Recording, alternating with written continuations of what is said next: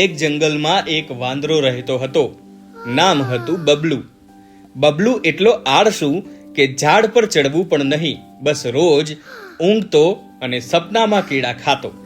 એક દિવસ એક કાગડો આવ્યો. એનું નામ કાકા કાગડો હતું.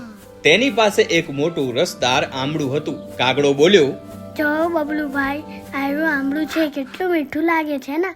આયરાના ઊંચા ઝાડ ઉપરથી તોડવામાં બહુ મહેનત લાગી છે. તમે મારી મદદ કરશો તો હું તમને અડધું આંબળું આપીશ.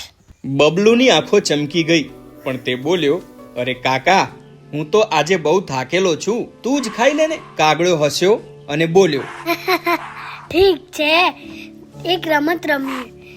જે બીજી વખત ઝાડ ઉપરથી આંબળું તોડીને લાવશે એ બધું આંબળું એનું.